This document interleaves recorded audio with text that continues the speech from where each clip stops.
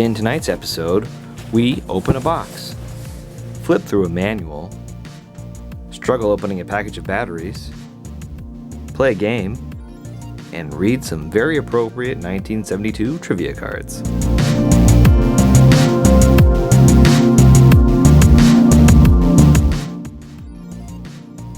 At the Magnavox Odyssey, this launched the home generation versions of console gaming. This came out in 1972 and was developed by a small team led by Ralph Baer in Nashua, New Hampshire at Sanders Associates. And being from New Hampshire, I think this is pretty exciting to think that, New Hampshire has launched home console gaming, which is pretty exciting to me anyway. But this is given to me by a family friend, and I haven't really opened it too much. I've never even played it. We're going to take a look at this thing, and maybe it'll work, maybe it won't, but at least we'll take a dive into it and see what it's like. Now, before we go ahead and unbox this, I want to remind you that this is from 1972.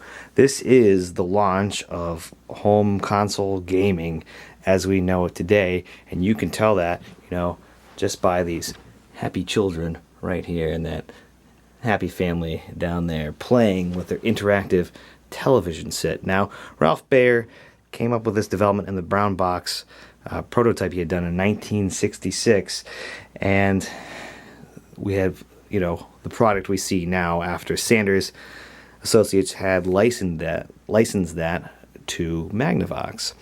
Let's go ahead and open this and see what we've got here inside.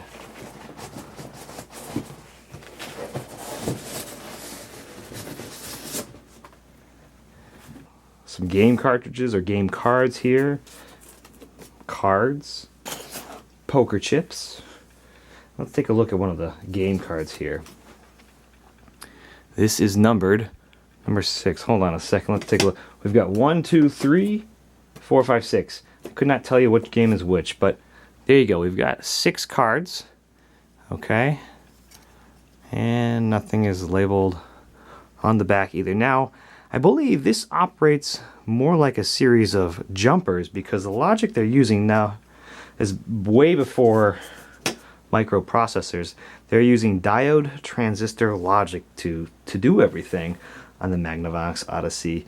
Now, after diode transistor logic, I believe is transistor to transistor logic, which you would see in games like Monaco GP, which makes it harder to emulate those games in MAME or something like that. But anyway, let's take a look and see what we have here. Let's start here. We've got some cards and an old rubber band. This must be used for one of the games. The haunted house game, perhaps. They're all numbered. Oh, they're actually, I can't believe this, they're actually in order. So we go 9, 10. I wonder if they're all there. I don't even know how many there's supposed to be. 18, 20, okay, up to 30. Spider, bat, glass, a Tiffany lamp, a rat, a lantern. I guess you have to find these things. We'll have to take a look and see if there's some rules inside here. Cat, a portrait. Look at that guy in the portrait. Chandelier, another rat. Candelabra. That's interesting. I've never heard of that word before. Tombstone, bat, skeleton, flashlight, skull. Just on a pile of rocks. The ladder. Another candelabra. Must be a fancy candle holder. A wine bottle. This is a children's game. Cat, a bird cage, and a lantern. Okay. Let's see what else we've got in here. We've done that one. Put that off to the side. Okay. This looks like must be a part of that, some sort of Simon Says locating pet's ear, the stomach, shoulder, eye, neck, mouth, chest, eye, elbow, mouth, eye. Okay, I get it. A cheek. Oh, so we've got foot. Let's see if I flip it over. So you got the girl and the guy on either side. The chest. hand. Pet's tail. Okay, we get the idea. This one doesn't look very exciting. Okay. A secret message. This must... Hold on a second. These are more game cards for that haunted house game or something. A secret message. Roses are red and violets are damp. You just won a Tiffany lamp on the 3rd floor. Isn't that a ride? Everything is void and null. You've just lost the basement skull. I like these little rhymes. I should play this on Halloween. A friendly ghost through squeaking doors gives you all the clues from the first 2 floors. What a riot. Okay, we got more here, yep. Oh, you squeaked the hinge on the door. Go back to the lantern on the 2nd floor. Now, okay. I'll have to take a look at the rules. This looks like it could be kind of fun for kids to play. Not older kids, but you know, younger kids. Preschool aged, maybe a little bit older. Bunch of poker chips. Let's take a couple out. They're exactly that. They don't say anything on them. I don't know if these are the original or not, but I'm assuming they are. Okay. We've got some overlays here. Let's move the overlays for a second. We'll come back to those. Holy cow, there's more. We've got money. We've got an installation guide. We've got, yeah, lots of money here. 5s. Punt. So this is for the football game. Let's take a look at this. 'Tis the season. Super Bowl's around the corner, right? Punt. 44. Are these all the same? Run. Play. Pass. I wonder if these numbers mean anything. 7. Interesting. Pass. Has anybody out there actually had a Magnavox Odyssey from back in the day that they remember playing? I'd be curious to see what it was like and get a first-hand account. The family friend that I did get this from, they did play it, and I asked him about it, and he didn't really remember a whole lot. He said he remembered playing it, and then it kind of got put in the closet, and they forgot about it. So, they have all these like plays back here. I guess on how you're lining it up. Okay. Next up, we have the States game here. Okay. Ooh, these rubber bands are falling apart. They're so old. Okay, so we've got different states, and you have to locate the state. Okay, okay. Wisconsin has a resident. If you remember its capital, named after a president. Why is the nation's leading dairy state like a galaxy of stars? What comes from Wisconsin that has a head but is not alive? Where are the answers? I don't know that last one. Name Rhode Island's capital. 1, 2, 3. It's a city by the sea. Why does Rhode Island's state tree always look embarrassed? Where does Rhode Island lie? That's kind of fun. That's kind of a neat little trivia game that they've got here. And they put different locations, give you a bunch of clues. How about that? Okay. Well, let's find a broken rubber band and put that back together. Here we have our installation and game rules. Okay, so this is actually kind of good to see. So here you go. Installation and game rules. 1972. Oh, here we go. This is exciting. The affairs of states. All the answers. We should look that up. Oh, what is... We got a bunch of stuff in here. Hold on a second. I haven't looked in here yet. Affairs of all the states. Okay, so let's. I want to know what that Wisconsin one is. Where is it? Wisconsin. Wait, question number 3 was beer. The answer was beer. Wisconsin is the nation's largest supplier. At least in 1972 it was. Let me see if I can find that card again. What was the question? Oh, there we go. So, let's take a look. What comes from Wisconsin that has a head but is not alive? Beer. Perfect. This is a children's game? Okay, sure. Things are different in 1972. All right, there you go. That's kind of fun. That I would play that without the Odyssey. Let's see what we have here. Oh, holy cow! Okay, this is the original inspection card. How about that? So there you go. Magnavox inspection card, carefully inspected and tested. Run 2 for the electrical. Cabinet number. Final performance. Model number. Serial number. I don't know how they numbered it. They only made about 300,000 of these. So, not quite sure how you would read that number. It's a good question. This was on a punch card system. That's how they did all the numbers. You can see the holes for the punch card. How about that's cool. Okay, let's see what else is in here. Ooh, thank you for purchasing Odyssey. We hope it will bring you and your family many hours of pleasure. Odyssey is the product of the Magnavox company, famous for its fine furniture styling and for its complete line of other home entertainment products, color and black and white television, stereo consoles, components, radios, and tape recorders. Down here you would see a website now, right? We invite you to visit your Magnavox dealer. How about that? Okay. What else is next? A notice. What? Oh, it's been calibrated at our factory to the highest standards. Okay, so you may... Alright. Since all brands of television receivers do vary in their performance characteristics, you may find it necessary to adjust the horizontal hold control on your television in order to stabilize your Odyssey picture. What is this? This is just like an arcade game, adjusting the horizontal hold. And a horizontal frequency control is provided on our Odyssey on the bottom of the master control unit. Well, that's good to know if we can't actually get it to sync up. Insert a thin blade screwdriver into the hole marked horizontal frequency and turn the control until Odyssey's picture is stabilized. Okay. That's a new one.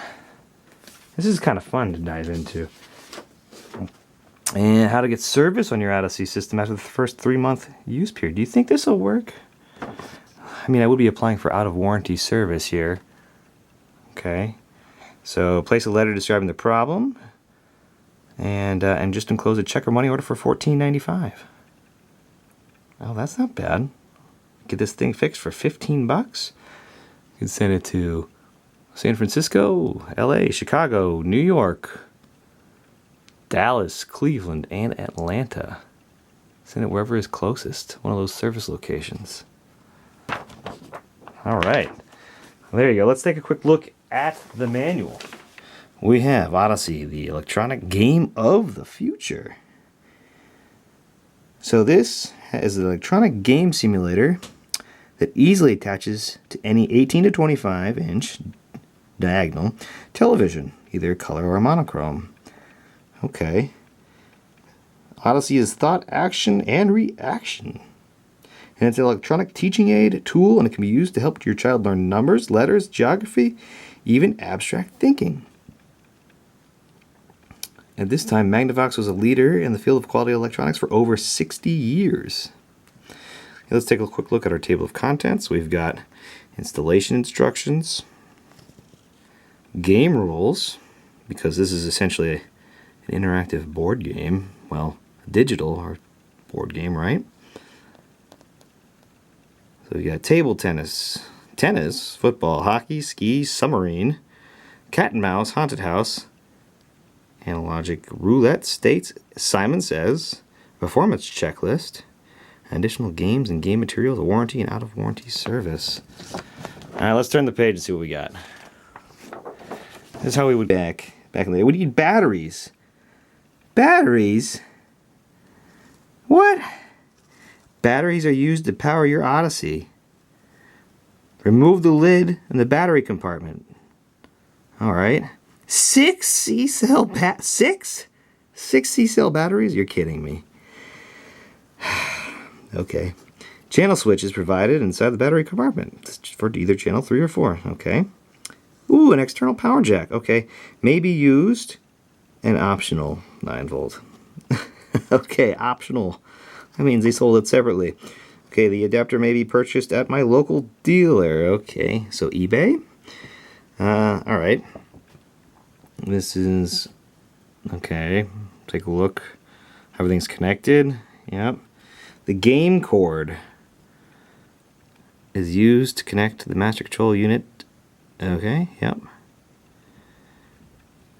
And we've got a connecting antenna game switch. Oh, that's the old boxes. I remember seeing those for a very brief time. I'm not quite old enough to remember them in my entirety, but I do remember seeing UHF mounts on the wall for antennas and things like that, and even seeing that original box. Okay. There we go. This is kind of useful. I'll see if I can actually connect it to my TV. I'm hoping I got all the things I need to connect it. All right. Different ways to connect it to the television. And the center control on the master unit should be adjusted until the vertical line is in the center of the television screen as shown. All right. So that we can play the games. Okay, that's okay. So we have all the controls. We've got vertical, English, horizontal. Interesting terminology. I like that. It's like coming. Okay, the English controls the effects. Only affects the ball. Very nice. All right, let's turn the page. All right, let's see how we learn how to play. Okay, these directions seem kind of self-explanatory. Remove and then reinsert game card number 1. This will clear the circuit and allow the following steps to be performed in sequence. Game card number 1 is the game card for table tennis and the basic Odyssey game. So I have to remove it and then reinsert it. That's interesting. Turn the speed control all the way to the left. The game will now be played at the slowest speed. As you become more skillful, turn the speed control more to the right. One person should select the player 1 control unit and the other one the player 2. Okay. How about that? Both players should now turn their vertical and horizontal controls to position themselves on the screen. Yep, got that. Both players, oh man, they go through everything on how to do this. This is kind of interesting because, this is in an era where nobody's really played video games before. This is brand new to everyone. Should both players press their reset buttons at the same time, the ball may not appear or may float too near to the center of the screen. Simply press just one reset button. Okay. All right, on to more important things like the overlays, because this is what the Odyssey is known for. Many of the games will use one of the provided overlays. Okay. They have 2 sizes, 2 complete sets. The large size should be used with a 23 to 25 inch diagonal TV. The medium size is designed for 18, 19, 20, and 21 inch sets. Okay. Static electricity. Look at this. Static electricity will normally hold the overlay in place on your television screen. However, should the static charge not occur, and it may not due to atmospheric conditions, 2 holes are provided in each overlay, which allow you to tape the overlay to your television screen. Okay. Good to know. Let's see here. All right, game rules, table tennis. I'm just going to kind of look through these real quick. It's got setup instructions, how to play. Gives you kind of the rules for playing here. Yeah. So we had table tennis, and now we have just plain old tennis. But tennis, so table tennis is on game card number 1, and tennis is on game card number 3. All the excitement of Wimbledon. You're playing regulation tennis rules as you serve, volley, and score. Oh, okay. How about that? Oh yeah, they continue. Scoring. Oh yes. The server is always the scorekeeper. Oh, I think you actually have to keep score. Player, you keep score yourself, I believe. I don't think it actually keeps score for you. All right. Football. Now this looks like the exciting one. Okay. All the pro action, plus your strategy. Okay, so... Alright, game aids. Okay, so you need 2 cards for this. You need game card number 3 for passing and kicking plays, and you need game card 4 for running plays. And you use the football overlay, and the game board field, and the Odyssey Stadium scoreboard, one roll of frosted tape, 1 football token, and the yardage marker.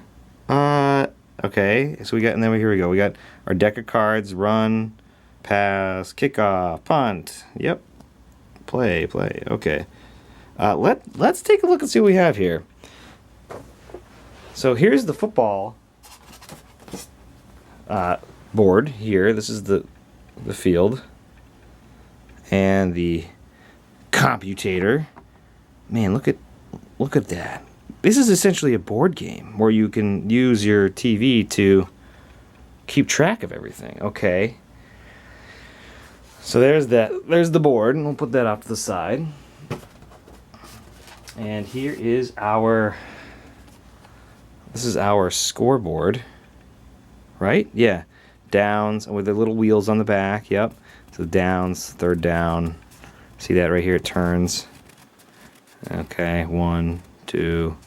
Yep, here are the wheels on the back. And then you would fold this, it looks like. You'd fold this up like this. You would play it that way. Huh. Okay. Oh yeah, look, and then you have the wheels on the top, so you can turn everything. That makes sense. Quarter 4 plays. All right. Well, I think we might be missing some things. I didn't see the football marker, but I do see a set of dice in here.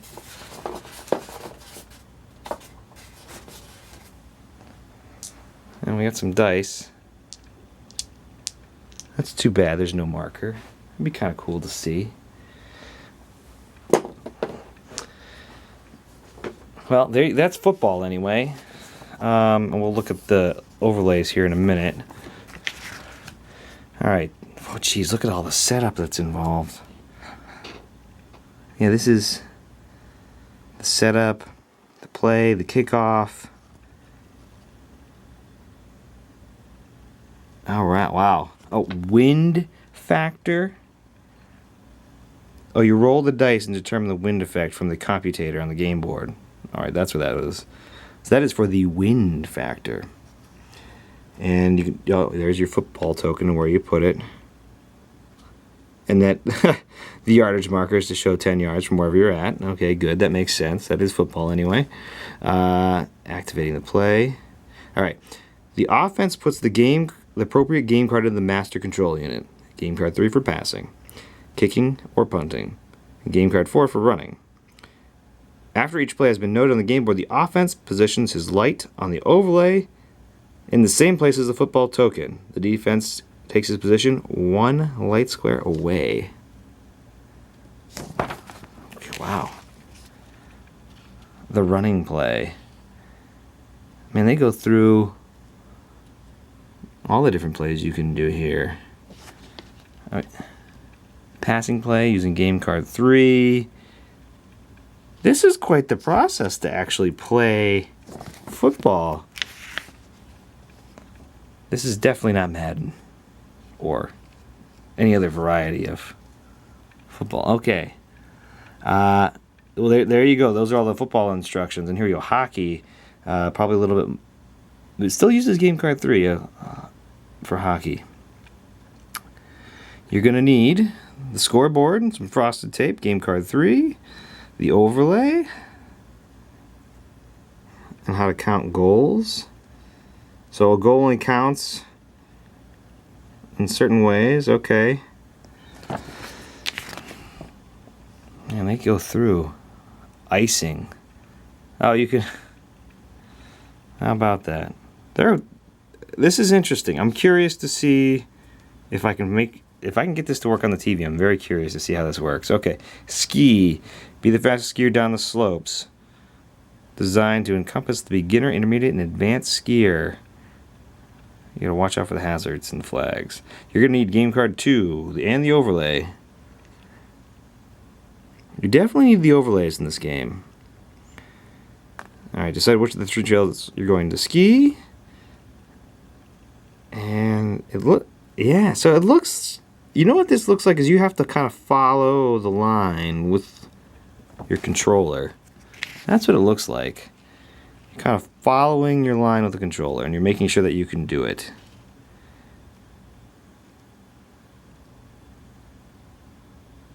I wonder how interactive it is.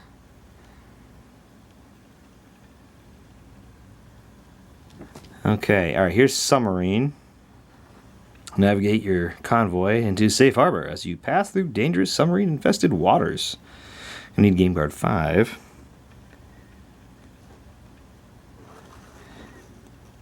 Look at all that. Oh, that's interesting. They show you kind of how to mount everything there. Alright. This is, I'm telling you, I'm not going to go through all these, but we'll just kind of take a quick look. These are interesting. All right, cat and mouse, game card 4. Oh, stick-on numbers from the Odyssey game accessories sheet. Oh, I don't have that. Okay. I guess you could use other markers. All right, haunted house. That's the one we were looking at the cards for, the secret messages and the clues. Okay. Man, there's a kind of a lot of neat stuff. This was an interesting concept for the time. Alright, more haunted house, analogic with a space race through the numeric maze of a computer-charted galaxy. Fascinating electronic edition game for all ages, 2 players.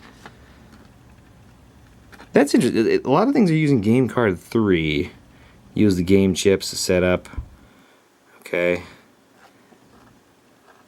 I just find it interesting how this is unique. It's kind of different ways to make, you know, those boxes be interactive and use them. Then roulette here, you'll use the roulette one, game card 6. The game overlay, the roulette chips. Yeah, maybe we can do that one. Play money. Alright, roulette I can do. We can make bets. White chips are 5, red chips are 10, blue chips are 50. And more roulette. Some more numbers there. What, do we have this? Hold on. Oh, here we go. It's the other side of the football card for the roulette. Okay. That makes sense. States, I'll use the state one and the cards. That's game card 6 again. Alright, tells you how to play it. Different rules, yep, okay. More of the same. And Simon Says, game card 2. This is definitely for preschoolers. And okay, so you know, the Simon Says, you know, whatever, and you move the box to the right location. Alright, performance checklist. Check to make sure everything is working. Alright, yep, got it. Alright, we got a lot of information here, but this is good. This is interesting. Total play and learning experience for all ages. Okay. There we go. We've taken a look at everything on the top. Let's go ahead and remove this top layer. And there we have it. There is the Magnavox Odyssey. Let's get a closer look. Here we go. The Magnavox Odyssey. There's the controller. You can see the English and the horizontal and the vertical. That one's got a really thick cable, huh? And here, this must be the other one. The reset button. It has this aroma of old.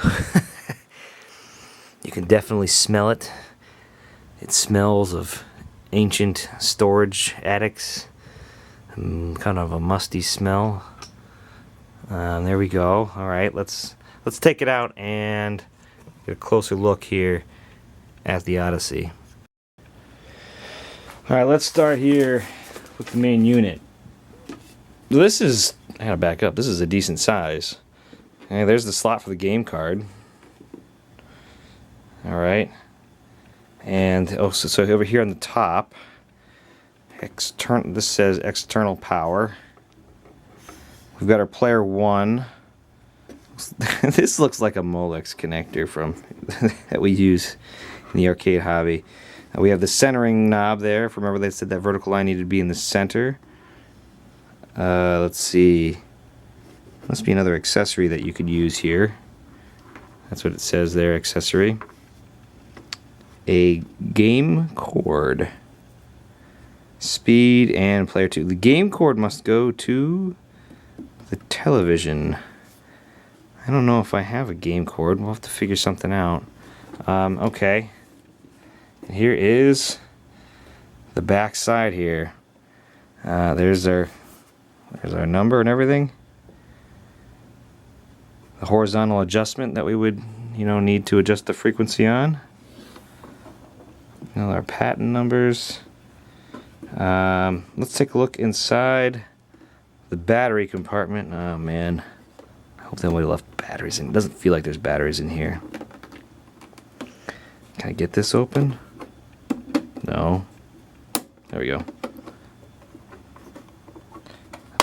Ooh, crack. Okay. There we go. There's the battery holder. 6C batteries. And that is literally a battery holder. You can see kind of over back there. There's the connector for it. And the channel switch, which is, it's hiding back here in the corner. It's actually set to channel 4. We're going to put it to channel 3 in case I can find a game cord. Okay, I moved it to channel 3. There you go. Well, the battery terminals look clean, which is good. That means they didn't leave batteries in here. I wonder how quickly it ate through batteries. I'm curious. So close that. There you go. That is the Odyssey. A nice white and black, brown trimmed machine here. Alright, let's see. We have player 1. So we have 2 knobs. Got a knob here, and we have our English, which is the smaller one here, and the other knob right here, plus a reset button. And a giant, look at this connector. This is a giant cord, and this cord is stiff and rubbery. How long is this cord?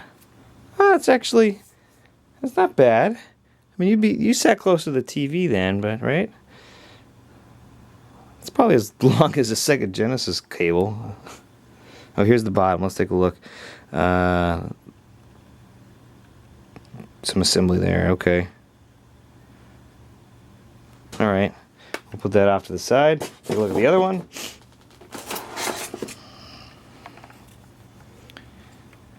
The English, yep, same thing. Player 2. That one also has a big giant cord. Alright. Guess it doesn't matter which one is which. And this must be our game cord. Good lord. What do I attach this thing to? I have to go back in the manual and check. Alright. Well, there you go. That is the unboxing of a Magnavox Odyssey. We're going to take some more look. We'll take a closer look at everything. Let's go ahead and now look at the overlays. Let's take a look at the overlays for the TV. We have 2 different sizes here. So right here, we've got the smaller one for the smaller 19-inch TV. So right here we have, let's kind of do this one at a time. We have Simon Says, complete with holes for tape. Okay. Then we've got the map game here. Be your overlay for the map. Not very big. It must not really matter too much. Now here's the small football one. These don't look like they're used too much. They just kind of look like they're folded up.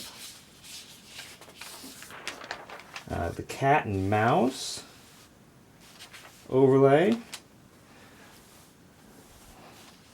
Now they're pretty thin too.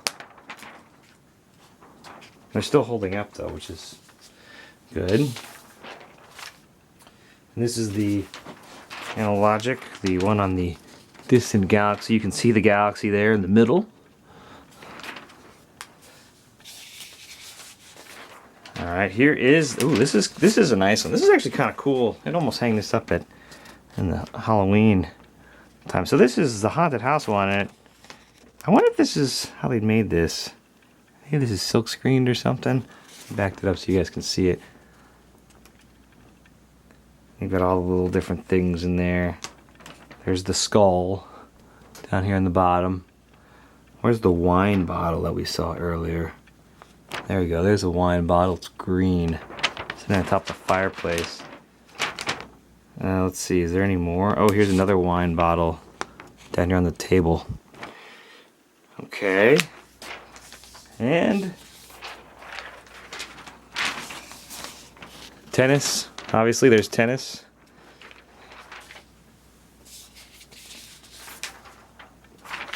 The submarine game.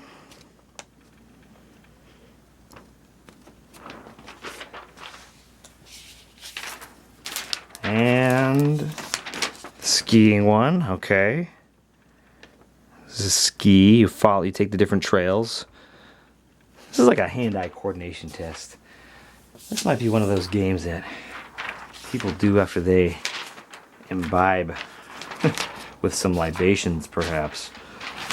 Okay. Roulette. If I can get this going, maybe we'll play some roulette.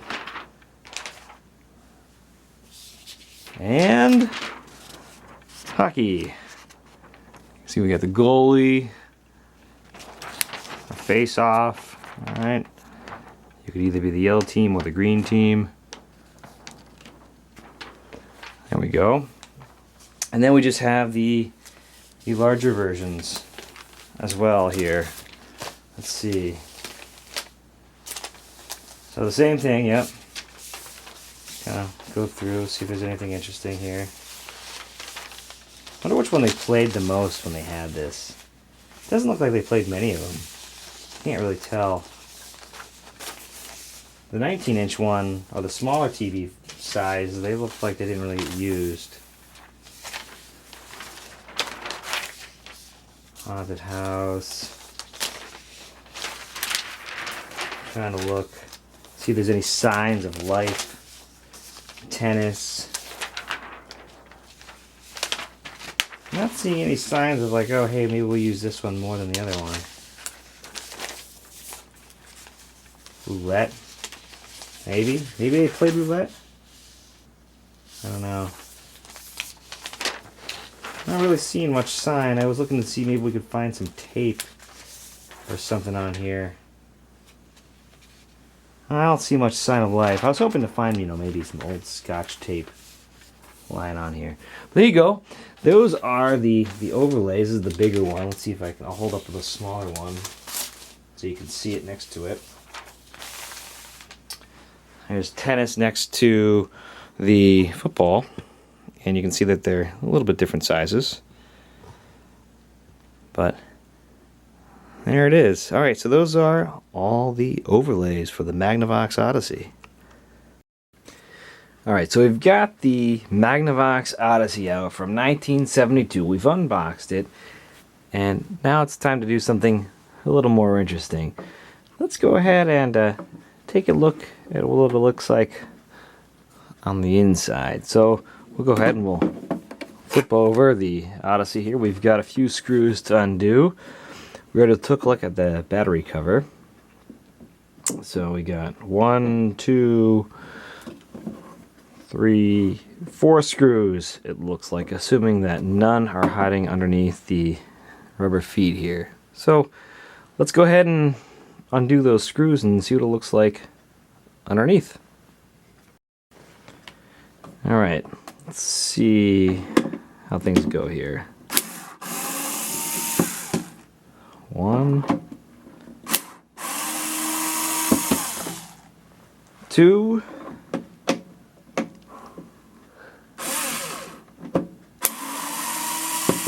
3,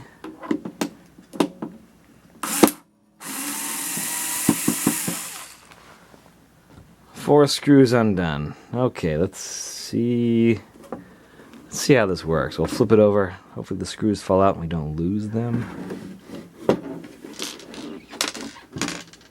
Alright. I can feel them. They're loose. We got 1, 2, 3, 4. Let's just check to make sure there are none underneath the battery cover here.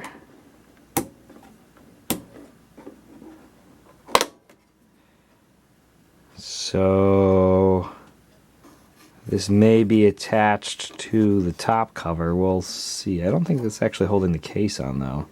Let's see what happens when we open this thing up.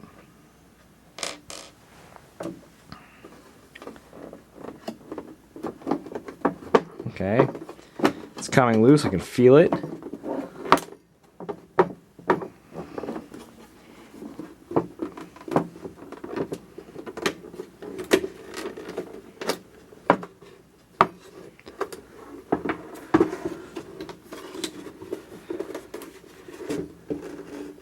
I wonder if these knobs are getting in the way for speed and center. They are.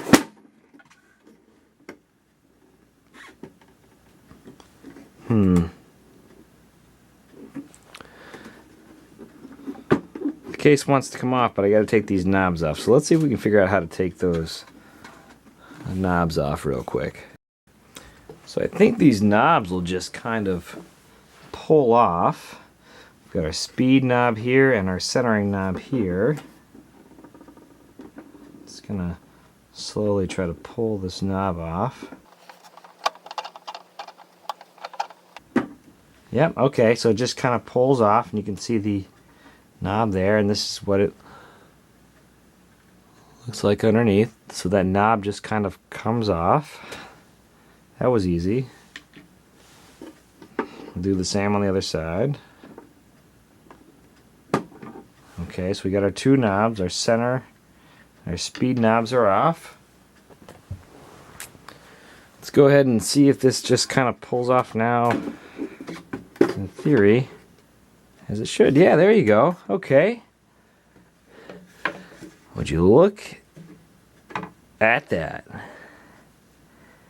Welcome to 1972, folks. This is the Magnavox Odyssey internals. So normally you would look at it this way. Let's orient it the right way.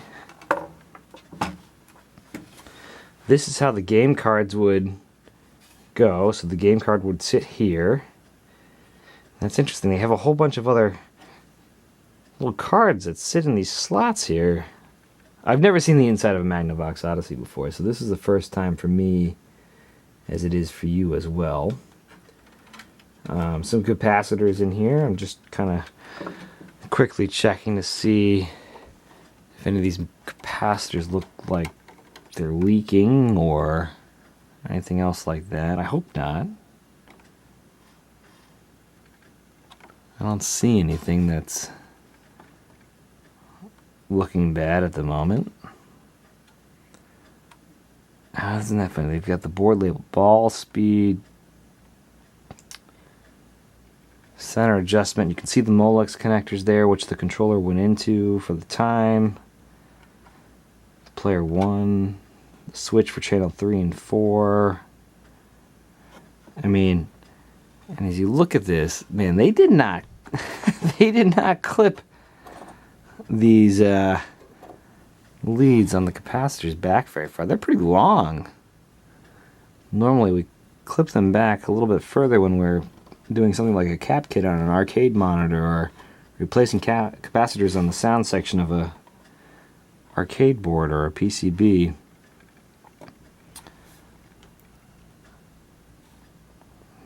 That dial down there looks like it's for the wall width, it says. So if we...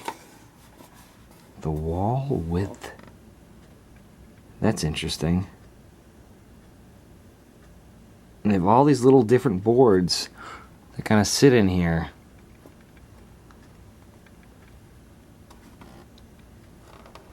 I think this is kind of interesting. I have no idea what's under this big metal section here. There is another, let's turn this over. There is another adjustment knob. Right there. I wonder what that is for. Does it say? It does not.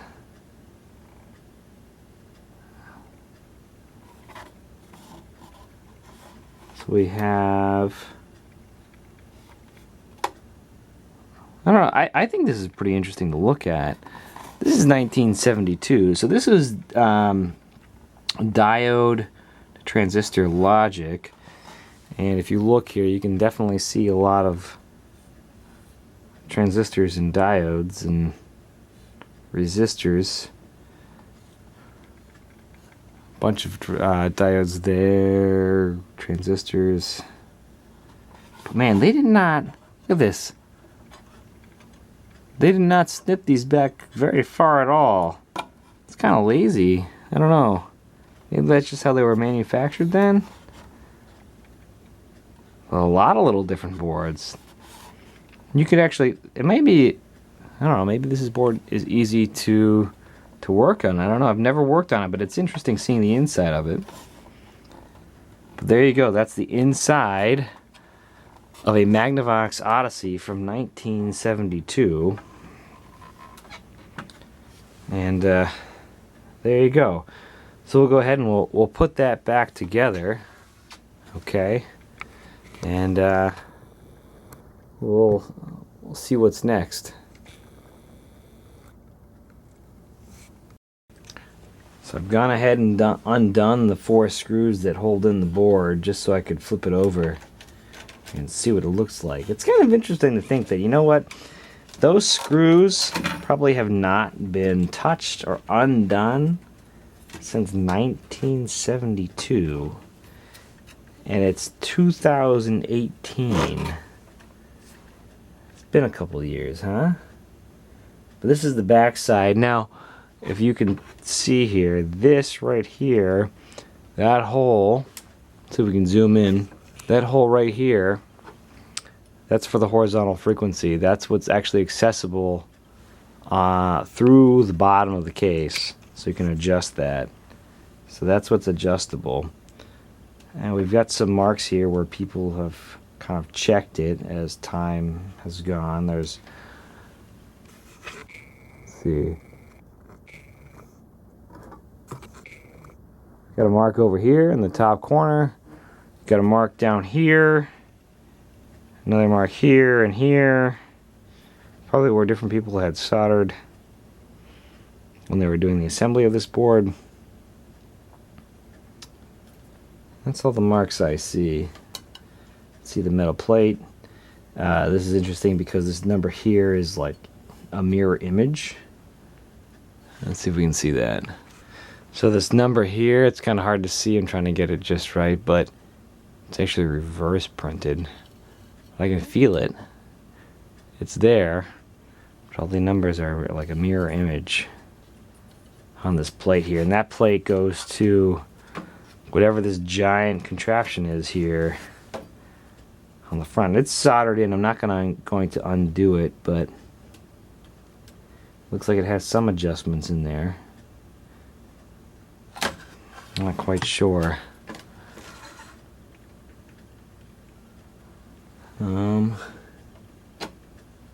Yeah, it does have, looks like it does actually have a couple different things you can adjust. I'm not quite sure what they're for though. I don't know enough about the Magnavox Odyssey to tell you, but interesting to see nonetheless. One thing I am curious about is the video signal. This does not have audio. This board does not produce any sort of audio signal to the television, so you're only seeing things. You're not actually hearing anything. The video signal comes from this port right here, which is a non-standard port by today's standards, but I need to figure out how to send a signal out from it because I only have the one game cord and I don't have anything else to adapt it to. So let's see if we can line things up. So the video signal comes from down here. Let's see. These two, you know, this is the port here. So I do need to figure out which one is the video signal, which one is the ground. I'm assuming the ground is the large plane here, and the middle is the actual signal. So I could, you know, assuming that it's a relatively simple connection, I can solder something on to make it temporarily work if I don't have anything. But we'll see what we can make do. They do sell kits. I was looking on eBay.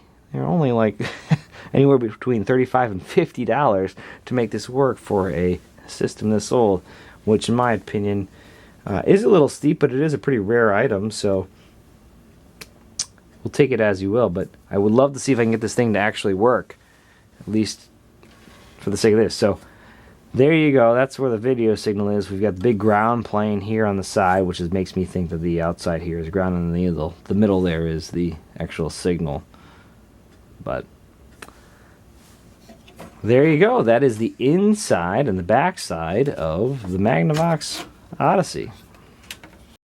Now, as I look at this, I want you guys to realize there are no integrated circuits on here. There are no microprocessors on here. As you look at this, this is all resistors, jumpers, diodes, and capacitors, and some transistors.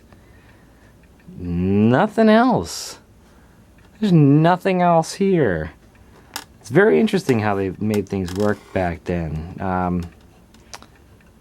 mean, this board here, kind of in the back, that's all resistors. This has got some capacitors and resistors on it, some transistors. Same.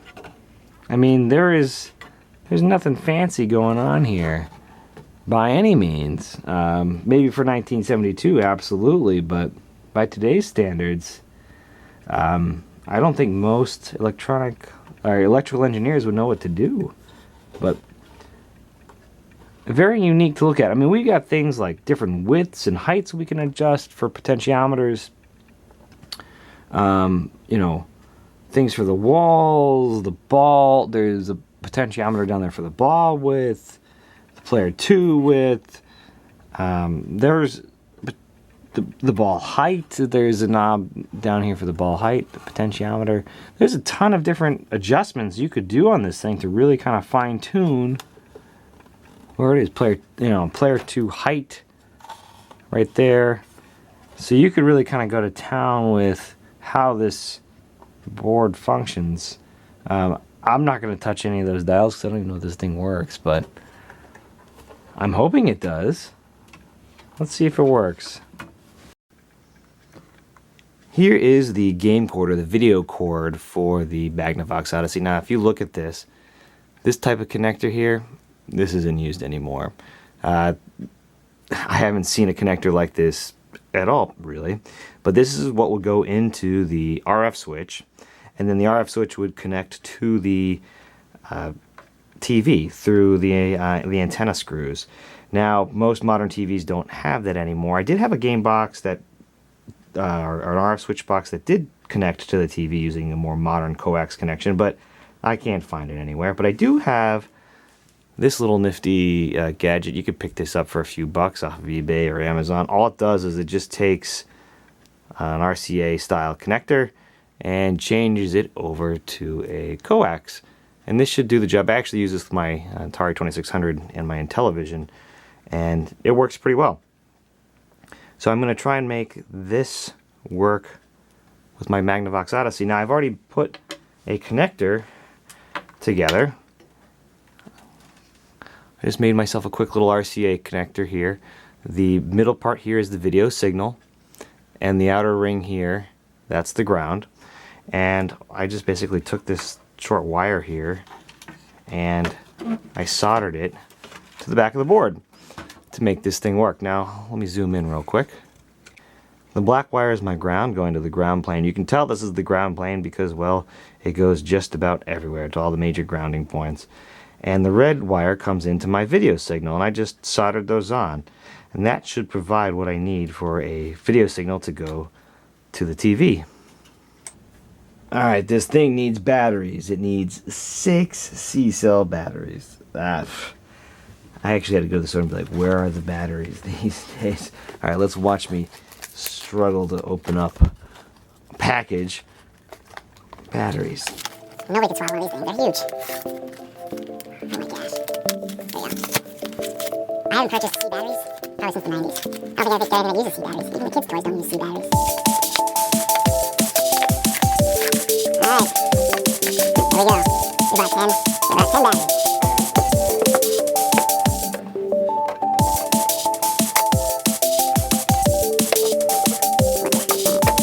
Yep, plastic doesn't break.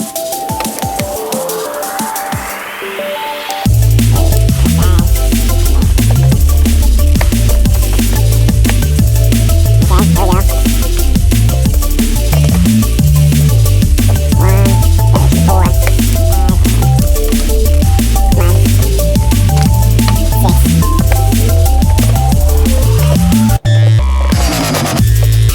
There we go. 6 C-cell batteries in.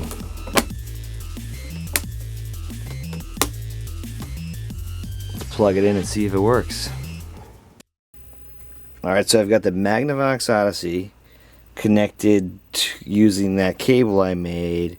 It's going to the back of the VCR, and that's an older VCR, so it's going into, or cheaper VCR, so it's going into the back of the television through a coax cable. We've got the 2 controllers here.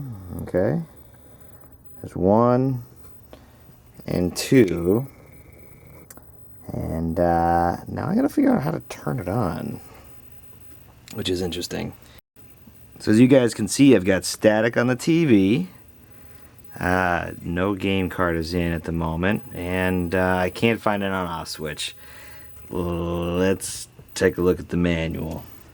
So we've got this page here. Okay, I'm using a VHF television with channels 2 through 13 because it's on channel 3. We need to adjusting the television. Set the channel to 3 or 4. Yep. Plug one of the game cord into the game cord socket. Well, so we've done that. It's connected to the VCR. Place the switch. Oh yeah, we don't need to do that. Alright, insert game card number 1 for the table tennis into the game card slot on the master control unit. Press down firmly until it is completely plugged in. The number 1 should be facing outward. The game card is also the power switch. Look at this. The game card is also the power switch for the master control unit.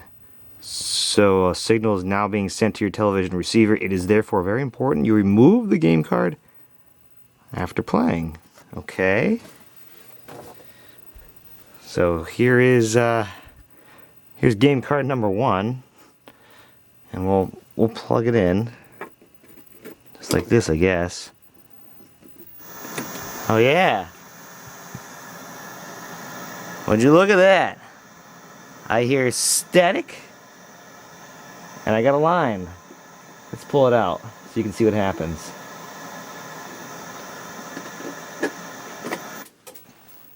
And that's my silly VCR. It looks like it shuts the TV off, but it's not really shutting it off. This VCR is a weird one. But anyway, here we go.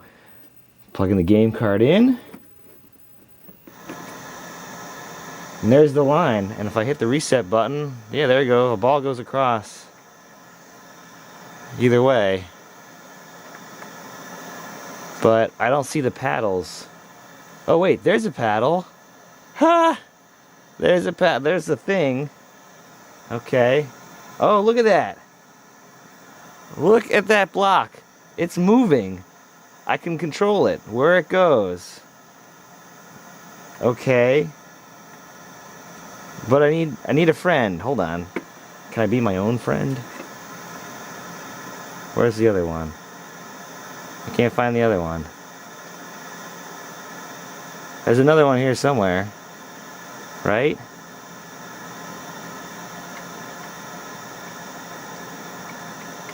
I don't see it. Is it too far off the screen? Is this controller broken? I don't know. But would you look at that? Let me see if I can catch it. I just throw it back, okay. Yeah, it hits. You guys see, let me shut the lights off real quick. Alright, so there you go. Let's pass the ball. So I have to push the reset on the left controller. And do you catch that? Oh, but I gotta figure out where's the other one? I want to play 2-player, but I can't find it. I wonder, you know, maybe the controller's not seated in all the way. Let me play with this for a minute, but this is exciting. This is the Magnavox Odyssey. This is 1972 gaming at its finest. I don't know if you guys are picking it up, but you can definitely hear static coming through the television. There is no audio on here, but it is definitely sending noise through it. I'm sure the capacitors on this thing are relatively dried up because the signal is kind of wavy. This is probably the first time this thing has seen electricity in 30, 40 years. At least. Alright, let me play around with that other controller. So I tried another game card in there real quick, and it still does the same thing where it turns on the TV, or turns on the unit. This one didn't have a center line on it, but I still can't get the other controller, the left side controller, to actually do anything on the screen. I tried swapping the controllers back and forth, so I don't think it's a controller. I think there must be a loose connection on the inside of the board, which, like I said, is entirely possible. So maybe I'll take a look at that and see if I can fix that, at least with some new solder on that connector. Well, that would be kind of cool, but there you go. This is the Magnavox Odyssey and a black square on the screen. Let me see if I can go throw an overlay on just so we can see what it looks like. This TV is going to be too big for it, but why the heck not? Give it a whirl. So I have my dot on the screen. I'm going to put the tennis overlay on it. We'll see what it looks like. This is going to be too small for the TV, but let's see. Does it stick? It sticks enough. This is a riot. I think all new video games should do this. Look, there goes the ball. We can see it moving around. This is a riot. And this is exactly kind of how you played the game. Right? Just kind of moved around. Well, there it goes. There it goes. The reset button works on the other side, but see if I can line up. Point. There you go.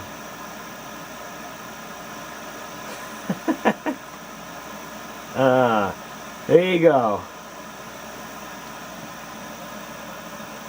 That is the Magnavox Odyssey with an overlay on the screen. We keep track of points the way, you know, you normally do in tennis by actually shouting at your opponent. 15 love. Alright, this is the Magnavox Odyssey circa 1972. I think I'll go ahead and I'll play with the video, or with the Magnavox Odyssey some more, and maybe I can get that other controller fixed and have a rousing game of table tennis, or whatever other games we can play on the Magnavox Odyssey. So I actually spent a little bit of time kind of working on this. I reflowed some solder for the Player 1 control, which is over here, and it didn't quite make a difference. So then I was looking around on the board, and I don't know if you guys can see this, but this says this is for the Player 1 spot. And there's another one over here for the Player 2 spot, which is this one right here. Now those cards, or those modules, are exactly the same. And I started thinking to myself, maybe one of those is bad. So sure enough, I actually swapped this module here with the Player 2 module here. And sure enough, Player 1 lit up and Player 2 was gone. So the Player 1 module is not working at this time. I did go through quickly and test some components on there, and I couldn't find anything that was different from one to the other. But I did try, and it didn't do anything. But I just wanted to update you on that. So we're going to put this back together, and we're going to play a game. We'll play one of the games that actually requires the Player 2 controller. Who would have thought? All right, we'll put this back together and we'll play a game. Just want to show you guys, this is the controller, and this is literally the beefiest controller cable I have ever seen. The gauge of this wire is super thick, and here's the connector on the other side, which they kind of adapted a Molex connector. So we're going to go ahead and plug this in here. But this thing is beefy. Super beefy. There you go. That controller is plugged in. Tonight we're going to play one game. We're going to play the States game on the Magnavox Odyssey, and that's because our player one spot generator is dead. And this game actually asks for us to use only the player 2 controller, so this is going to be perfect. So let's go ahead and go through the instructions. We've got some of it already set up over here off to the right, and we'll go ahead and we'll play a few rounds of the States game. Alright, here is the States game. It is a fun maze of riddles and rhymes that helps you learn the states and their capitals for 2 or more players. Well, you guys are going to be my other player tonight. And there's the game card. We're going to need game card number 6, which we have. We're going to need the overlay, which we have sitting right behind the manual here. And we will need the Affairs of States, which is the answer guide. So we've got that right here. There's the Affairs of States. And that is it. The States of Study Map, that's the overlay, and we're good to go. So we will need to make sure that we insert the game card into the master control unit and then place the States overlay on the screen. And then we've already arranged our cards into groups. But let's go ahead and see what the other instructions are real first. So we're going to decide who goes first and who will be the challenger. And this is the general rule of gameplay. It actually plays very similar to roulette. Let me give you the Cliff Notes version of it. So what's going to happen is, the way this game works is you're going to close your eyes. You're going to hold down the reset button on the controller. You're going to spin the knobs, the horizontal and the vertical knobs on it, with your eyes closed, and then you're going to let go of the reset button and open your eyes. And what's going to happen is the block will go to a random location on the map. And then we'll have to try and guess what state that is. If we can guess what state that is, we get the card. If we can't guess the name, the board is reshuffled in a sense, so meaning nobody gets it and we shuffle the thing again, which means you close your eyes, spin the knobs, and let go of the reset button, and poof, we've got a new one to guess. Now, the exciting and more fun part happens when you've already landed on a state won by your opponent. He then issues a challenge to his opponent for ownership of the state. The state owner then asks the challenger one of the questions on the state card. For example, we'll take a quick look here. On the state card back here of Kansas, see if we can get that. It has some questions on it. You have to get one of those questions from the state card, and you can ask them in any order. If the answer is correct, they gain possession of that state card, and the answers are in that Affairs of State guide that we saw. There is a Great Lakes bonus, which means if you happen to randomly do the dials and you end up on one of the fish in the Great Lakes, you get to choose a card. Okay? And that is basically the premise of the game. There are different variations of the game where you want to try to get 35 states or 25 states, or the first person to 15 states wins the game. We're not going to do a long round, but there you go, and there's the Great Lakes bonus. I just want to show you guys that. And you can see where the fish are. It's literally just a dot on the screen. But let me remind you that this is 1972, and the idea of an interactive television for a game is they took board games and added a interactive TV element. But let's go ahead and play a couple rounds of the States game. Before we can play, we do need our trusty overlay here. Just kind of throw that up there, and my TV is a little bit bigger than what it was back in the day, but not by much. So there you go, and that just sticks on with static cling. There you go. That's the idea of it. You can see where it is currently. Let's go ahead and start playing. So here's the idea of how you actually play this game with this controller. In theory, you're supposed to close your eyes, so no looking. Okay? We spin the dials on either side while holding the reset button, so I'll try to do both. So hold the reset button, which makes it go away. I'll spin one knob, I'll spin the other knob, and then we let go. And in flies the box, and we have to guess what state that is. Quick, quick, what state is that? If you guessed Nebraska, you're wrong. But if you did guess Kansas, you're right. And the way we do that is by checking our card here and making sure that it is indeed Kansas. So guess what? If you guess Kansas, you get this card. Here you go. Now it's time for another person's turn. Remember, close your eyes, hold down the reset button, spin the knobs, and let go. We will see where it lines up. There we go. It stopped. What state will you guess? Now I'm hoping all of you guessed Idaho just because you see that shape on every bag of potatoes you buy. So we'll go ahead and we'll check that that is indeed Idaho. And it is. You've got Idaho. Now we'll add that to your pile. Let's see where it ends up next.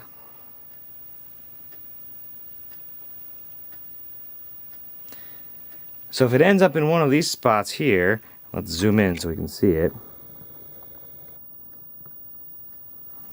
It ended up on one of these spots here in the Great Lake. That spot is a fish.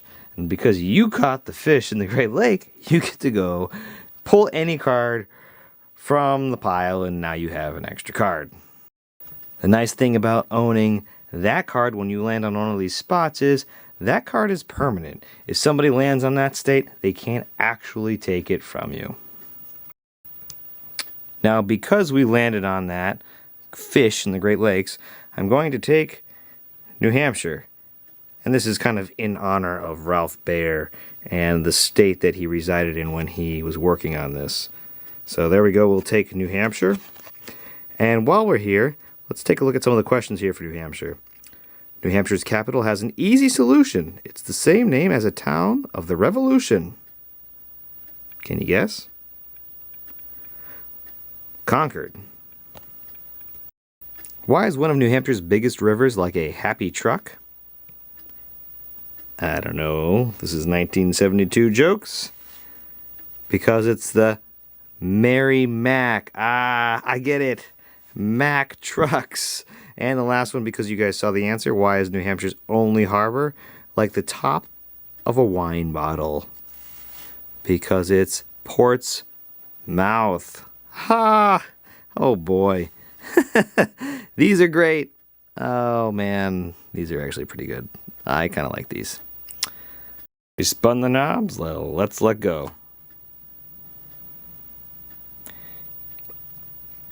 Can you guess this state? If you guessed Ohio, you could check it and find out that you are wrong. It is not Ohio. It is Indiana. And here are the questions for Indiana. The capital of Indiana is very pretty, and it's Indiana's largest city. Why was Governor Harrison's victory against the Indians like a leaky boat? And why is Indiana like a tree full of owls? I know you guys are dying to know the answers to these questions versus anything else to do with the Magnavox Odyssey, so here we go. The capital of Indiana is Indianapolis. And Governor Harrison's victory against the Indians was like a leaky boat because he won the Battle of Tippecanoe. Oh boy. Yes, because in 1972 we could say things like Indians. And why is Indiana like a tree full of owls? Because it's the Hoosier state. Oh boy. 1972 was a different time, but nonetheless, these are cute, they're funny, and it is definitely a sign of the times. But there you go, that is how you play the States game on the Magnavox Odyssey. And if anybody else wants me to read some of their cards for their state, please feel free to let me know. I'll have fun reading them, and we'll throw up the map here on the Magnavox Odyssey and have a grand old time. So the Magnavox Odyssey from 1972 was a pretty cool system for its day. I mean, at this point in time, it's about 46 years old, and it definitely shows its age. But it's got some pretty cool features. I really wish I could have had a chance to play tennis or table tennis or even the hockey game here on my Odyssey, but my spot generator, which generates, you know, the paddle as you would know it in Pong, for the player one is dead, and maybe I'll get a chance to get to it. I did a couple quick things to it, but I couldn't quite get there. But this is a very interesting system. It uses the game card to turn the system on, and it takes 6 C-cell batteries. It uses fancy overlays that you could actually put on the TV, and as you guys saw, we played the States game with it because that still only uses the Player 2 controller as per the instructions, which for me was kind of nice. Now I could swap the modules back and forth if it did say only Player 1, but I was happy leaving everything where it was. So I hope you guys enjoyed this kind of unboxing review of the Magnavox Odyssey, and I don't see these two things very often, or I don't even hear people talking about them very much, but this is where home console gaming started. It was a derivative of board games, and I think they took a very neat little spin on it, and it kind of paved the way for things as we know it today.